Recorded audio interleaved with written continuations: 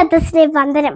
മലയാള സാഹിത്യത്തിലെ ശക്തിയുടെ കവി എന്നറിയപ്പെടുന്ന ശ്രീ ഇടശ്ശേരിയുടെ ഭൂതപ്പാട്ട് എന്ന കവിതയിലെ നങ്ങേലിയുടെയും ഭൂതത്തിന്റെയും കഥയാണ് ഞാൻ ഇവിടെ അവതരിപ്പിക്കുന്നത്.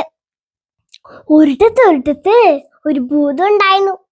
കാതില് വലിയ കമ്മലൊക്കെ ഇട്ട്, കഴുത്തിൽ കുറേ മാലയൊക്കെ ഇട്ട്, മുഖത്തൊക്കെ ചായം തേച്ച്, മുടിയൊക്കെ അയച്ചിട്ട് ഒരു ഭയങ്കരമായ ഭൂതം. ആ ഭൂതം ഒരു കുന്നിൻ ചരിവിൽ പതുങ്ങിയിരിക്കും. ആ വഴി മേയാൻ വരുന്ന പശുക്കളുടെ പാലൊക്കെ ഭൂതം കട്ടുപിടിക്കും. സൂര്യൻ അസ്തമിച്ചു കഴിഞ്ഞാൽ ആ വഴി വരുന്ന മനുഷ്യന്മാരൊക്കെ ഭൂതം പിടിക്കും. അങ്ങനെ ഇരിക്കെ ആറ്റിൻ പക്കത്തെ മാലിക വീട്ടിലെ നങ്ങേലി അമ്മയ്ക്കൊരു ഉണ്ണി ജനിച്ചു. നങ്ങേലിയമ്മ ഉണ്ണി താഴ്ത്തും തലയിലും വെക്കാതെ കൊഞ്ചിച്ചു നടന്നു. ഉണ്ണി വളർന്നു വലുതായി. നങ്ങേലി ഉണ്ണി പള്ളിക്കൂടത്തിൽ ചേർത്തി. ഒരു ദിവസം ഉണ്ണി പള്ളിക്കൂടത്തിൽ പോകുമ്പോൾ ഭൂതം ഉണ്ണിയെ കണ്ടു. ഹായ്, എന്തു ഭംഗിയുള്ള ഉണ്ണി! ഭൂതം മന്ത്രം ജപിച്ച് ഒരു സുന്ദരിയായ പെൺകുട്ടിയായി മാറി. എന്നിട്ട് ഉണ്ണിയുടെ അടുത്ത് വന്ന് പറഞ്ഞു, ഉണ്ണി, നീ എൻ്റെ കൂടെ വാ, നമുക്ക് ചോലയിൽ കുളിക്കാം, മണ്ണിൽ എഴുതാം, പൂമാല കെട്ടി രസിക്കാം, പൂമ്പാറ്റകളോടൊപ്പം കളിക്കാം. ഉണ്ണി എഴുത്താണിയും എഴുത്തോലിയും ഒക്കെ താഴിട്ട് ഭൂതത്തിന്റെ കൂടെ പോയി. സൂര്യൻ അസ്തമിച്ചു. ഉണ്ണി ഇതുവരെ കണ്ടില്ലല്ലോ. നങ്ങേലി ഉണ്ണിയെ തിരിഞ്ഞിറങ്ങി. ആറ്റിൻ വക്കത്തും കുന്നിൻ ചെരുവിലും പാറമടിയിലും ഒക്കെ ഉണ്ണിയെ തിരിഞ്ഞു. അപ്പോഴാണ് ഭൂതത്തിന് മനസ്സിലായത് ഇത് ഉണ്ണിയെ തിരിഞ്ഞു വന്നതാണെന്നും ഉണ്ണിയുടെ അമ്മയാണെന്നും.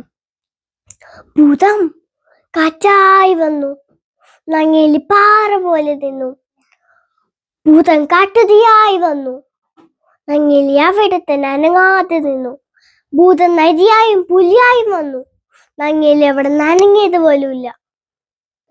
അപ്പോൾ ഭൂതം ഒരു പെട്ടിയിൽ കുറെ പൊന്നും പണവും ഒക്കെ എടുത്ത് നങ്ങേലിക്ക് മുന്നിൽ കൊണ്ടുവച്ചു.